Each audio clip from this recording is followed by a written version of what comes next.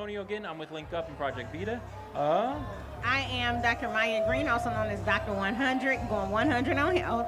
I am from Onyx Medical Wellness, part of the community, and I am part Kareem. of the Chicago Methamphetamine Task Force, which we want to give a shout out to, and we want to give a shout out to CDPH for all the work they're doing and sponsoring. Yes. And I am Kareem Dent, along with Dr. Green. I'm a part of the Crystal Methamphetamine Task Force. I am a caucus core member MBS, and Link Up Chicago support line work volunteer.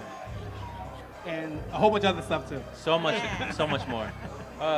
Dr. Maya Green, can you talk a little bit about your research leading up to where we're at right now? So, transparently, not my research, but the research done by Chicago Methamphetamine Task Force. Starting in July of 2023, going to November 2023, they started research for four basic purposes. They wanted to know the specific needs as identified by people vulnerable for substance use, and they wanted to use that to stimulate conversation between people who provide services, medical and otherwise, social determinants of health services. They also wanted to demonstrate the need for funding for this, because a lot of times, even though we see social determinants of health and things like that, they'll say, oh, well, where's the research that says we need this, right? And then they wanted to put those things together and actually put equity into action. So those were the purposes. We actually were able to reach 276 people that black people who identify as gay, bisexual, and same gender loving men. And we were able to get some numbers. I can go over them briefly, or we can get into it. Okay, sure. About 2 out of 10 people experience homelessness. 3 out of 10 were noted that they had either received detox or been in substance use treatment in their lives, or were presently. And here it is, 6 out of 10 were living with some aspect of problems with social determinants of health, lack of housing, lack of being able to find a job, that kind of thing. So here we see social determinants of health all embedded in this. So it's one thing to say, oh, you're just experiencing substance use, you're doing this. But it's another thing to look at the narrative that we all do a part of creating for these individuals, which methamphetamine specifically, when you create that narrative and that person is trying to escape it, methamphetamine was actually a drug created for that. We'll get more into that, and it will explain why we see that kind of pattern. Thank you, Dr. Green. Kareem, can you talk a little bit about what attracted you to this work, what you do, and how you fit into all this? Okay, so, I've been in Health and Human Services as a case manager for almost 20-something years, helping people that are homeless, at-risk youth, and a lot of different people, HIV positive people. And I found myself in a situation where I got caught up in the use of crystal meth. And so I became the person that needed the service as opposed to the person providing the service. So once here in Chicago, I reached out for help. I got help, went into treatment. And then once I got out of treatment, I wanted to find resources in Chicago that can help people that look like me support each other.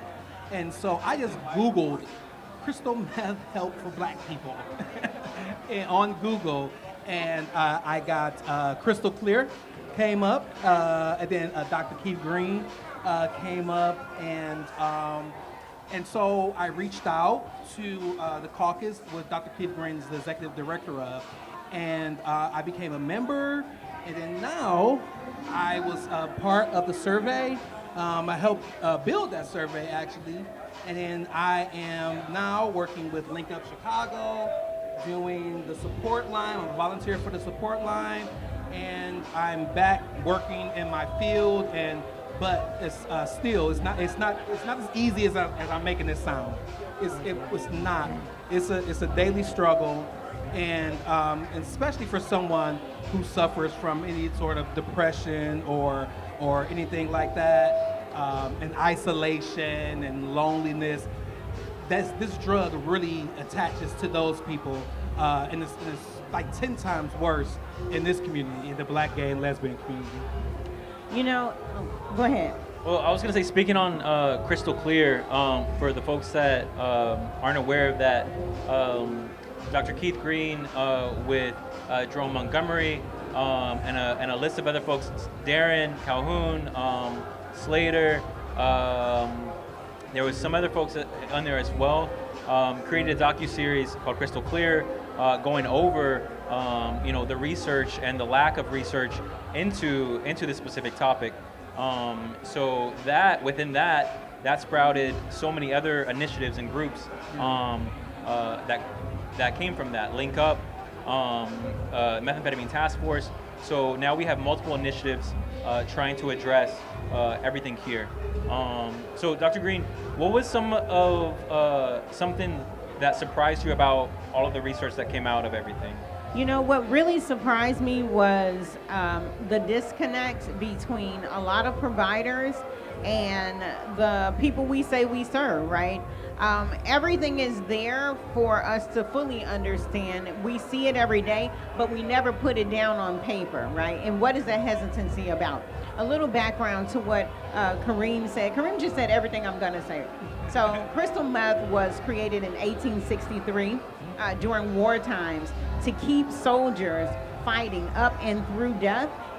What it does is there's a happy hormone or happy chemical called dopamine, and it goes in and out our nerves. And while it's in the streets, not in the nerves, while it's in the streets, it's available. We can feel it, and it causes euphoria, happiness and euphoria. So what happens? Crystal meth blocks it from going back into the nerves. So now you have all this dopamine sitting available, and you, because of that, it gets in your bloodstream. You start to feel happy, then you start to feel euphoric, and at the far end of it is this invincibility that it has. So what does that have to do with what you just said? Right.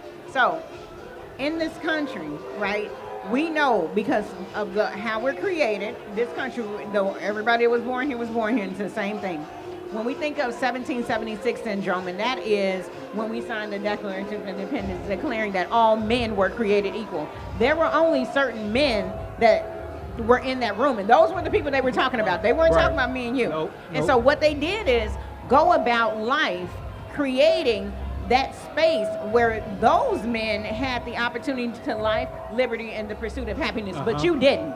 Right? And so what happens when you're not that gender, you're not that race, you're not that stated orientation, you're not that race, you're not that religion, right? You live then in the narrative created by those same people who vote and are legislators then, right?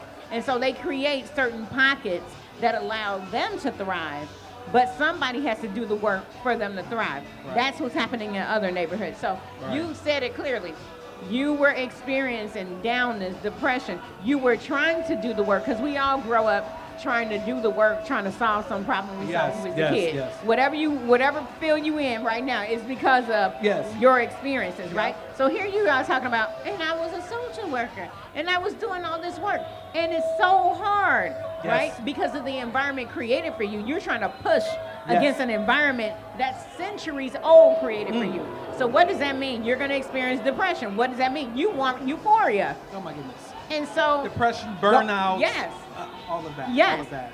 Just trying to not taking care of yourself, too busy taking care of others. Yes. I did not know what self-care was. Yes. And I was providing.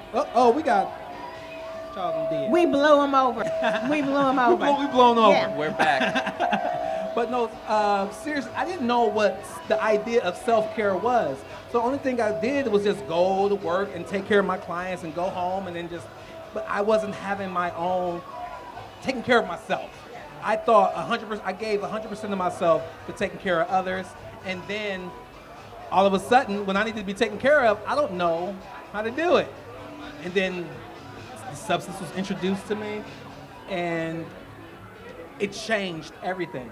Because it put that hormone right in your space, and then you wanted more and more of it. And then so what happens with methamphetamine is, people don't know this. There's a book called 33, and it interviews 33 people about it's called 33, methamphetamine, and they call it a love story. You know, because we don't like to talk about the actual culture that goes on. There's a culture within a culture that we don't even know about. We're so disconnected. And a person has to come out of that culture to even ask for help. So when they come and ask, we got to be ready, you know? So 33, read it, a love story, or listen to it, whatever. But once you're in that space, then you feel the euphoria, but it actually makes it harder to get out the further you get into it. Yes. Yep. I mean, and that, oh my God, I mean, I can go on and on about the after effects of that euphoria, staying up for days upon days. And then once you're in that space where you're coming down off of it, you're physically, your body, your muscles is not working, and you really can't even do anything. But then you find yourself still depressed, lonely, whatever, and no resources to reach out to. So you go to your best friend, and that bitch was my best friend for a second. And so now, building community, doing what we're doing here, and meeting all and volunteering in the community, I'm not lonely anymore. So I can reach out to people and have those real conversations, and also set goals and set plans for myself. The things that I used to do when I was younger, and all that stuff went to the wayside when that stuff was introduced to me. So just building the community and taking care of yourself, man, you can do wonders with that. So I just want to say before we move on, align with what you said. In that study, around 60% of people who chose to use meth did it in social settings amongst romantic partners, along with the idea of wanting community. So that is very heavy, right? And you're saying, I wanted community, and what you've done. So it's not just take the chemical out your body. It's we have to build communal structure to find that community, right? Right. About 60%, that was the reason they did it. They wanted to be in community. Sorry, I know. We can talk about this all day. Let's go. It's like the dark side of building community. Yes. Like, I'm surrounded by a whole bunch of people I don't even know, but we're all just kind of like, whatever the hell's going on, And for that moment, you feel like that, you're in this community. Then it goes away, and you're back to your life. And you're like, what the fuck? Exactly. Kareem, can you talk a little bit about some more of the barriers that you experienced trying to get into care, trying to get help, like in Chicago specifically as well? Yeah, I don't know if I am the best person for that question, because the reason is I worked in healthcare. I am a social worker. I know the resources. I'm kind of a unique experience, but working with other folks that's affected by this, I see specifically on the South Side, I see lack of transportation as a barrier. I see it's almost like what they call like food deserts. Y'all heard that term, food deserts? There are health deserts. And so it's people that don't have access to it, don't even know what it is. One day I was speaking with the client, and they said, and I told them about PrEP, I didn't even know what that was, and I was like, taken aback. So it's really getting the word out there and helping those people with those barriers to get attached to those resources. So that underscores another point of the study. In the study, the neighborhoods where people experience methamphetamine use worse and more detrimental were Kenwood, South Shore, South Chicago, Auburn, Gresham, right? Inglewood. I'm drawing a blank on one on the west side was Austin. There's one, Jackson Park. Is the other one on the south side, and then Austin. So when you talk about those barriers, that goes back to that 70-17-6 syndrome, how it's created, how these spaces, even Chicago is created, right? They're actually in deserts. There's very little health care, very little access, very little marketing and communication about these things are available. However, the stressors that are there, we know if you build more greenery, that decreases people's stress, right? There's less greenery. So the stresses are there. There's a book called Political Determinants of Health by Daniel Dawes. And very clearly outlines how we went from the forming of this country to where we are now and why certain neighborhoods look like that, right? Yeah. And so those social determinants of health, like you said, are in certain neighborhoods that are now deserts. So thank you for saying that. Yeah. And it's literally, and now that I think about it, when you're in those areas, it literally looks like a desert. It's a resource desert. Yes. Not just a food desert, not just a health, it's just a resource desert. Yes. And it's, I can go on, but go ahead. Yeah. Dr. Maya, is there anything else that you want folks to know about the research that's being done, what folks can do to help, or just something that they can take away from all of this? What's the main thing that you would like people to take away from this? So the main thing I would love people to take away from is, yes, we laid the foundation, and building upon that, that is what Chicago Methamphetamine Task Force is doing, building upon it. Like we said, the next step is advocate for more funding. The next step is get providers to talk about it, because it's not as talked about in those same deserts, and the providers who want to do this work often have to operate in silos, right? And so because a lot of times we think, oh, methamphetamine, that's not a black person's drug, right? And so we know, just like everything else, it flows to our communities, black communities, and black and brown communities, because there are some studies coming out that it's in the Latin area too. And so what happens is, once it gets in our areas, then the resources are dried up in the resource deserts. So advocate, don't be afraid, call, do what Kareem did, Google, like, where are people finding these resources in my community, and link up, because there are resources. There are plenty of people that want to help you. The link up shy, but also there's a spiritual side to this that we don't talk about. We can't get into it here because our time is up, and every time you talk about the spiritual stuff, it kind of gets very deep and heavy, but there are people that know that, and there are people that want to assist you in it, and you are not alone. And really, really quick, linkupchicago.com. If you're looking for resources, you're looking for a community, you're looking for support and help, call us. We're here. I work the line, so sometimes you may speak with me, or you can speak with a live person 7 days a week from 9 a.m. to 9 p.m. And then, but with the line is available 24 hours. We can connect you to community resources, things like housing, things like mental health support, counseling, a number of things, and even fun stuff like this, like parties. Like where can you go for a party? Get in touch with us. We got you.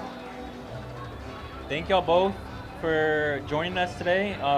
Shout out Chicago Department of Public Health for passing out Narcan and fentanyl testing strips. You can get those at all of Project Beta locations. You can get them here at Market Days right now. And again, thank y'all guys for coming out and sharing y'all's experience, sharing y'all's knowledge. And let us know. We need to read or watch 33. And then Determinants of Health. What was the other one? Political Determinants of Health, and linkupchicago.com. Thank y'all. Happy Market Days. Now we can karaoke. I'm about now to we can slay. karaoke. Yes. Cut the tape. I'm about to slay them.